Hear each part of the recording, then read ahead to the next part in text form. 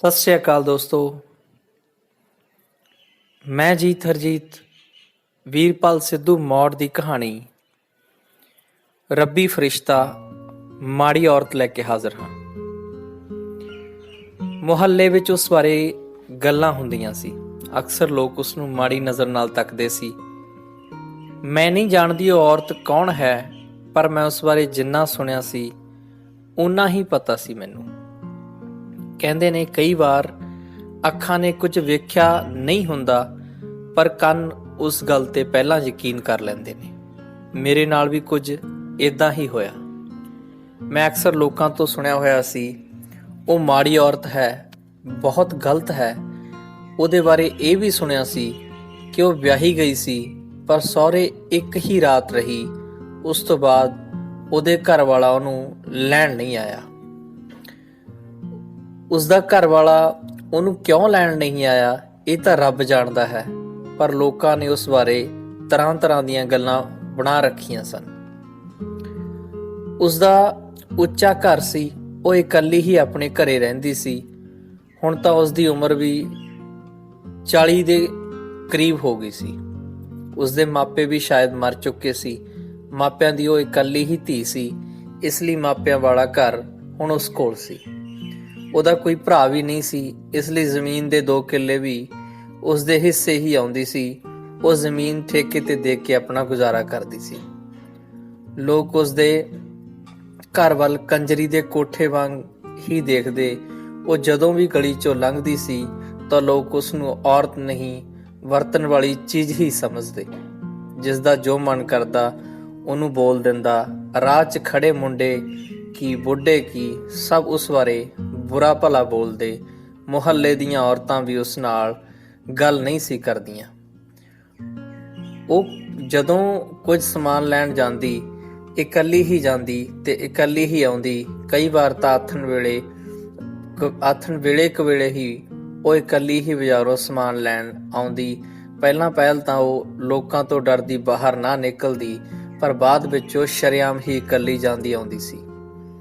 ਜੇ ਕੋਈ ਆਦਮੀ ਜਾਂ ਔਰਤ ਉਸਦੇ ਦਰਵਾਜ਼ੇ ਤੇ ਖੜਾ ਦਿਖ ਜਾਂਦਾ ਜਾਂ ਉਸ ਨਾਲ ਗੱਲ ਕਰਦਾ ਦਿਖ ਜਾਂਦਾ ਤਾਂ ਉਹ ਵੀ ਬਦਨਾਮ ਹੋ ਜਾਂਦਾ। ਉਸਨੇ ਇੱਕ ਕੁੱਤਾ ਰੱਖਿਆ ਹੋਇਆ ਸੀ। ਉਹ ਕੁੱਤੇ ਦਾ ਵਸਾਹ ਨਾ ਕਰਦੀ।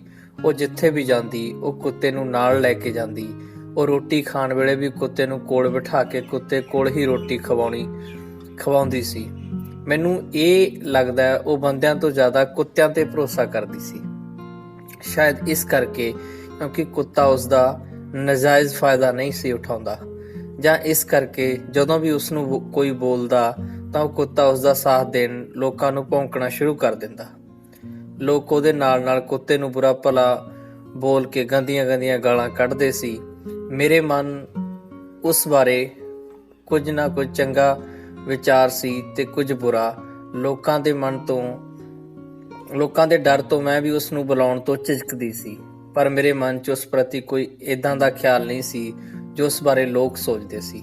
ਪਰ ਸਮਾਜ 'ਚ ਰਹਿਣ ਲਈ ਮੈਨੂੰ ਵੀ ਉਸ ਨੂੰ ਬੁਲਾਉਣ ਤੋਂ ਝਿਜਕਣਾ ਪੈਂਦਾ ਸੀ। ਪਰ ਕਹਿੰਦੇ ਨੇ ਕਈ ਵਾਰ ਖੋਟਾ ਰੁਪਇਆ ਵੀ ਕੰਮ ਆ ਜਾਂਦਾ ਹੈ। ਮੇਰੇ ਨਾਲ ਵੀ ਕੁਝ ਏਦਾਂ ਹੀ ਹੋਇਆ। ਜੁਲਾਈ ਦਾ ਮਹੀਨਾ ਸੀ। ਸੂਰਜ ਸਿਖਰ ਤੇ ਹੋਣ ਕਰਕੇ ਗਰਮੀ ਆਪਣਾ ਅੱਤ ਦਿਖਾ ਰਹੀ ਸੀ। ਮੇਰੀ ਡਿਊਟੀ ਭਾਵੇਂ ਲੋਕਲ ਹੀ ਸੀ, ਪਰ ਘਰ ਤੋਂ ਥੋੜੀ ਦੂਰ ਸੀ ਤੇ ਉਧਰ ਬੱਸ ਆਟੋ ਰਿਕਸ਼ਾ ਵੀ ਨਹੀਂ ਸੀ ਜਾਂਦਾ। ਮੈਂ ਡਿਊਟੀ ਤੋਂ ਵਾਪਸ ਪਰਤ ਰਹੀ ਸੀ। ਮੇਰੇ ਨਾਲ ਮੇਰਾ ਛੋਟਾ ਬੇਟਾ ਸੀ। ਮੇਰਾ ਬੇਟਾ ਦਾਦੀ ਦਾ ਜ਼ਿਆਦਾ ਮੋਹ ਕਰਦਾ। ਉਹ ਆਪਣੀ ਦਾਦੀ ਬਿਨਾਂ ਨਹੀਂ ਰਹਿੰਦਾ। ਅਚਾਨਕ ਉਸਦੀ ਦਾਦੀ ਕਈ ਦਿਨ ਲਈ ਬਾਹਰ ਜਾਣਾ ਪਿਆ ਸੀ। ਮੰਮੀ ਸੱਸ ਦੇ ਬਾਹਰ ਜਾਣ ਕਾਰਨ ਮੈਨੂੰ ਬੇਟਾ ਡਿਊਟੀ ਨਾਲ ਲੈ ਕੇ ਜਾਣਾ ਪੈਂਦਾ ਸੀ। ਛੋਟਾ ਹੋਣ ਕਰਕੇ ਉਸਨੂੰ ਮੈਂ ਗੋਦੀ ਚੁੱਕ ਕੇ ਲੈ ਜਾਣਾ ਪੈਂਦਾ ਸੀ। ਮੈਨੂੰ ਡਿਊਟੀ ਤੋਂ ਵਾਪਸ ਆ ਰਹੀ ਮੇਰੇ ਬੇਟਾ ਗੋਦੀ ਚੁੱਕਿਆ ਹੋਇਆ ਸੀ। ਗੋਦੀ ਚੁੱਕਣ ਕਾਰਨ ਮੇਰਾ ਸਾਹ ਚੜਿਆ ਹੋਇਆ ਸੀ। ਇੱਕ ਹੱਥ ਨਾਲ ਮੈਂ ਬੇਟੇ ਨੂੰ ਮੋਢੇ ਲਾਇਆ ਹੋਇਆ ਤੇ ਦੂਜੇ ਹੱਥ ਨਾਲ ਮੇਰੇ ਬੇਟੇ ਦਾ ਸਮਾਨ ਵਾਲਾ ਝੋਲਾ ਸੀ। ਮੈਂ ਬਹੁਤ ਔਖੀ ਹੋ ਰਹੀ ਸੀ। ਬਹੁਤ ਲੋਕ ਸਾਡੇ ਮੁਹੱਲੇ ਦੇ ਘਰ ਆ ਰਹੇ ਸੀ, ਪਰ ਕਿਸੇ ਨੇ ਕਿਹਾ ਅਸੀਂ ਝੋਲਾ ਫੜ ਲੈਂਦੇ ਹਾਂ, ਜਾਂ ਬੇਟੇ ਨੂੰ ਘਰ ਲੈ ਜਾਂਦੇ ਹਾਂ, ਜਾਂ ਤੈਨੂੰ ਹੀ ਮੋਟਰਸਾਈਕਲ ਤੇ ਬਿਠਾ ਕੇ ਘਰ ਛੱਡ ਆਉਂਦੇ ਹਾਂ। ਮੈਂ ਔਖੀ ਹੋ ਮੰਦਰ ਕੋਲ ਦੀ ਲੰਘ ਰਹੀ ਸੀ। ਇੱਕ ਔਰਤ ਮੰਦਰ ਵਿੱਚੋਂ ਬਾਹਰ ਆ ਕੇ ਮੇਰੇ ਨਾਲ ਗੱਲੀ ਲੱਗ ਗਈ। ਉਹਨੇ ਮੈਨੂੰ ਔਖੇ ਹੋ ਕੇ ਬੇਟੇ ਨੂੰ ਚੁੱਕਿਆ ਦੇਖਿਆ ਤਾਂ ਉਸਨੇ ਕਿਹਾ, ਦੀਦੀ ਅਗਰ ਤੁਸੀਂ ਬੁਰਾ ਨਾ ਮਨਾਓ ਤਾਂ ਤੁਹਾਡੇ ਬੇਟੇ ਨੂੰ ਚੁੱਕ ਕੇ ਮੈਂ ਤੁਹਾਡੀ ਮਦਦ ਕਰਾਂ। ਮੈਂ ਔਖਾ ਹੋ ਕੇ ਔਖੀ ਹੋਣ ਕਾਰਨ ਉਹਨੂੰ ਨਾ ਕਹਿ ਸਕੀ। ਉਹਨੇ ਬੇਟੇ ਨੂੰ ਗੋਦੀ ਚੁੱਕ ਲਿਆ ਤਾਂ ਮੈਨੂੰ ਸੁੱਖ ਦਾ ਸਾਹ ਆਇਆ। ਰੱਬ ਦਾ ਧੰਨਵਾਦ ਕਿ ਰੱਬ ਨੇ ਫਰਿਸ਼ਤੇ ਦੇ ਰੂਪ ਵਿੱਚ ਉਸ ਔਰਤ ਨੂੰ ਭੇਜਿਆ। ਉਹਨੇ ਬੇਟੇ ਨੂੰ ਚੁੱਕ ਲਿਆ ਤੇ ਮੈਂ ਝੋਲਾ ਫੜ ਲਿਆ। ਆਉਂਦੇ ਆਉਂਦੇ ਲੋਕ ਮੇਰੇ ਵੱਲ ਉਹਦੇ ਬਾਰੇ ਅਜੀਬ ਨਿਗਾਹਾਂ ਨਾਲ ਦੇਖ ਰਹੇ ਸੀ। ਉਦੋਂ ਮੈਨੂੰ ਉਸ ਬਾਰੇ ਪਤਾ ਨਹੀਂ ਸੀ ਉਹ ਕੌਣ ਹੈ। ਗੱਲਾਂ ਵਿੱਚ ਪਤਾ ਕਿ ਉਹ ਔਰਤ ਸਾਡੇ ਮੁਹੱਲੇ ਦੀ ਹੈ, ਪਰ ਜਦੋਂ ਉਹਨੇ ਕਿਹਾ ਵੀ ਮੈਂ ਵੀ ਸਕੂਲ ਦੇ ਨੇੜੇ ਹੀ ਜਾਣਾ ਹੈ ਤਾਂ ਮੈਨੂੰ ਪਤਾ ਲੱਗ ਗਿਆ ਇਹ ਮੇਰੇ ਘਰ ਦੇ ਨੇੜੇ ਹੀ ਰਹਿਣ ਵਾਲੀ ਹੈ। ਜਦੋਂ ਅਸੀਂ ਸਕੂਲ ਵਾਲੀ ਗਲੀ ਮੁੜੀਆਂ ਤਾਂ ਉਹਨੇ ਕਿਹਾ, ਮੇਰਾ ਘਰ ਸਾਹਮਣੇ ਵਾਲੀ ਗਲੀ ਵਿੱਚ ਹੈ, ਤੁਸੀਂ ਆ ਜਾਓ, ਚਾਹ ਪੀ ਕੇ ਜਾਇਓ। ਮੈਂ ਉਹਨੂੰ ਕਿਹਾ ਕਿ ਨਹੀਂ, ਤੁਹਾਡਾ ਧੰਨਵਾਦ, ਤੁਸੀਂ ਮੇਰੀ ਇੰਨੀ ਮਦਦ ਕੀਤੀ। ਉਹਨੇ ਕਿਹਾ, ਫਿਰ ਕੀ ਤੁਸੀਂ ਔਖੇ ਹੋ ਰਹੇ ਸੀ। ਮੈਂ ਸੋਚਿਆ ਮੈਂ ਚੁੱਕ ਲਵਾਂ ਤੁਹਾਡਾ ਮੁੰਡਾ। ਮੈਂ ਧੰਨਵਾਦ ਦੇ ਕੇ ਬੇਟੇ ਨੂੰ ਫੜ ਲਿਆ, ਘਰ ਆ ਗਈ। ਸ਼ਾਮ ਨੂੰ ਇਹ ਗੱਲ ਮੈਂ ਆਪਣੇ ਹਸਬੈਂਡ ਨੂੰ ਦੱਸੀ। ਮੇਰੇ ਹਸਬੈਂਡ ਨੂੰ ਸਮਝ ਨਾ ਲੱਗੀ ਉਹ ਕੌਣ ਸੀ। ਫਿਰ ਇੱਕ ਦਿਨ ਅਸੀਂ ਬਾਜ਼ਾਰ ਜਾ ਰਹੇ ਸੀ, ਉਹ ਔਰਤ ਆਪਣੇ ਕੁੱਤੇ ਨਾਲ ਰਸਤੇ ਵਿੱਚ ਮਿਲੀ। ਮੈਂ ਹਸਬੈਂਡ ਨੂੰ ਦੱਸਿਆ ਕਿ ਇਹ ਉਹ ਔਰਤ ਹੈ ਜਿਸ ਨੇ ਬੇਟੇ ਨੂੰ ਚੁੱਕਣ ਲਈ ਮੇਰੀ ਮਦਦ ਕੀਤੀ ਸੀ। ਹਸਬੈਂਡ ਨੇ ਉਸ ਵੱਲ ਵੇਖ ਕੇ ਮੈਨੂੰ ਕਿਹਾ, ਅੱਗੇ ਤੋਂ ਇਸ ਔਰਤ ਨਾਲ ਗੱਲ ਨਹੀਂ ਕਰਨੀ। ਮੈਂ ਕਿਹਾ, ਕਿਉਂ? ਉਹਨਾਂ ਨੇ ਮੈਨੂੰ ਗੁੱਸੇ ਵਿੱਚ ਕਿਹਾ, ਤੈਨੂੰ ਕਿਹਾ ਨਾ ਨਹੀਂ ਕਰਨੀ ਤਾਂ ਨਹੀਂ ਕਰਨੀ। ਮੈਂ ਗੁੱਸੇ ਕਰਕੇ ਉਦੋਂ ਤਾਂ ਚੁੱਪ ਹੋ ਗਈ, ਪਰ ਬਾਅਦ ਵਿੱਚ ਮੈਂ ਸੋਚਦੀ ਰਹੀ ਕਿ ਇਹੋ ਜਿਹੀ ਕੀ ਕਮੀ ਸੀ ਉਸ ਔਰਤ 'ਚ ਜੋ ਮੈਨੂੰ ਹਸਬੈਂਡ ਨੇ ਇਹ ਗੱਲ ਕਹੀ। ਮੈਂ 2-3 ਦਿਨ ਇਹੀ ਗੱਲ ਨੂੰ ਸੋਚਦੀ ਰਹੀ, ਪਰ ਕਿਸੇ ਨਤੀਜੇ ਤੇ ਨਾ ਪੁੱਜ ਸਕੀ। ਕੁਝ ਦਿਨਾਂ ਬਾਅਦ ਮੈਂ ਕੰਮਾਂ ਕਾਰਾਂ 'ਚ ਉਸ ਗੱਲ ਨੂੰ ਤੇ ਉਸ ਔਰਤ ਨੂੰ ਭੁਲਾ ਗਈ। ਫਿਰ ਇੱਕ ਦਿਨ ਮੈਂ ਤੇ ਮੇਰੀ ਸਹੇਲੀ ਬਾਜ਼ਾਰ ਜਾ ਰਹੇ ਸੀ। ਅਸੀਂ ਉਸ ਔਰਤ ਦੇ ਘਰ ਦੇ ਅੱਗੋਂ ਦੀ ਲੰਘੇ। ਉਸ ਔਰਤ ਨੇ ਮੈਨੂੰ ਬੁਲਾ ਲਿਆ ਤੇ ਕਿਹਾ, ਅੰਦਰ ਆ ਜਾਓ, ਚਾਹ ਪੀ ਕੇ ਜਾਇਓ। ਮੈਂ ਕਿਹਾ, ਹੁਣ ਵਕਤ ਨਹੀਂ, ਫਿਰ ਕਦੇ ਸਹੀ। ਮੈਂ ਤੇ ਮੇਰੀ ਸਹੇਲੀ ਉੱਥੋਂ 2 ਕਦਮ ਹੀ ਅੱਗੇ ਚੱਲੇ। ਮੇਰੀ ਸਹੇਲੀ ਮੇਰੇ ਨਾਲ ਲੜ ਪਈ ਕਿ ਤੂੰ ਉਸ ਔਰਤ ਨੂੰ ਕਿਉਂ ਨਹੀਂ ਬੁਲਾਇਆ। ਮੈਂ ਕਿਉਂਕਿ ਇਸ ਵਿੱਚ ਖੋਟ ਕੀ ਹੈ। ਉਹਨੇ ਕਿਹਾ, ਖੋਟ? ਇਸ 'ਚ ਤਾਂ ਸਾਰੇ ਹੀ ਖੋਟ ਨੇ, ਹਰ ਕਿਤੇ ਤਾਂ ਇਹ ਬਦਨਾਮ ਹੈ। ਮੈਂ ਕਿਹਾ, ਮਤਲਬ?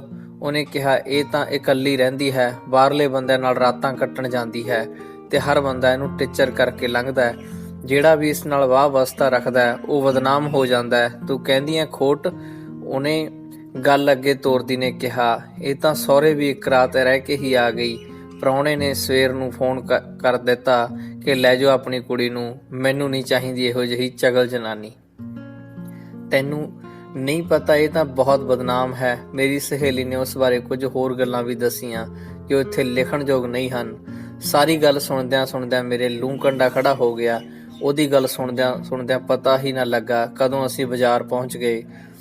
ਬਾਜ਼ਾਰ ਚੋਂ ਘਰ ਵਾਪਸ ਆ ਕੇ ਮੈਂ ਉਸ ਔਰਤ ਬਾਰੇ ਹੀ ਸੋਚਦੀ ਰਹੀ। ਉਹ ਔਰਤ ਇਸ ਤਰ੍ਹਾਂ ਕਿਉਂ ਕਰ ਰਹੀ ਹੈ? ਬਹੁਤ ਦਿਨ ਤੱਕ ਮੇਰੇ ਦਿਲ ਦਿਮਾਗ ਵਿੱਚ ਉਸੇ ਦੀ ਸ਼ਕਲ ਘੁੰਮਦੀ ਰਹੀ। ਜੋ ਸਤਿਕਾਰ ਮੇਰੇ ਦਿਲ ਵਿੱਚ ਉਸ ਔਰਤ ਲਈ, ਉਹ ਸਤਿਕਾਰ ਹੁਣ ਮੇਰੇ ਦਿਲ 'ਚ ਹੋਰ ਵੀ ਰੂਪ ਧਾਰਨ ਕਰ ਗਿਆ।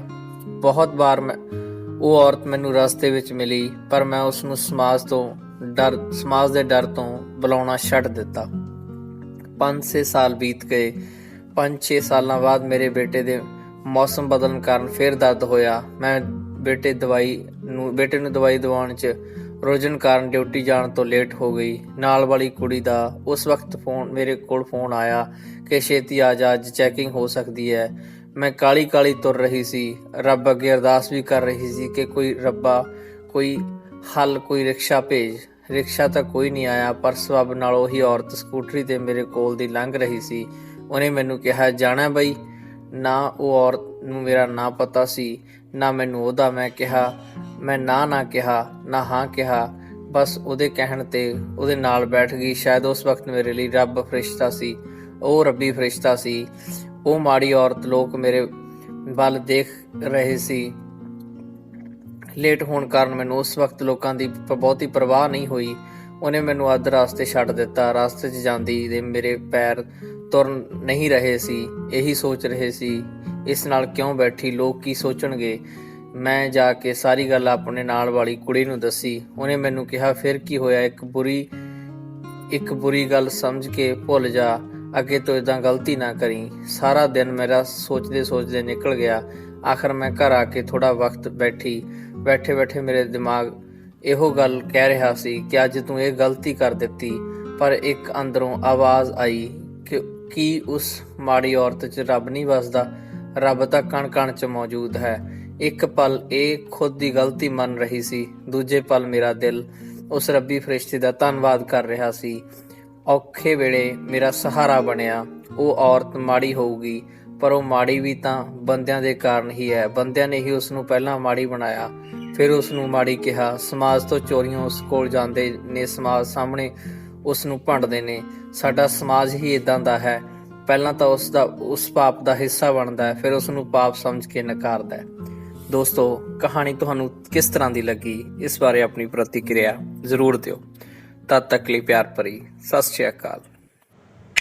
ਚੌਹਾਨ ਇੰਟਰਟੇਨਮੈਂਟ, ਤੁਹਾਡਾ ਆਪਣਾ, ਤੁਹਾਡੇ ਲਈ।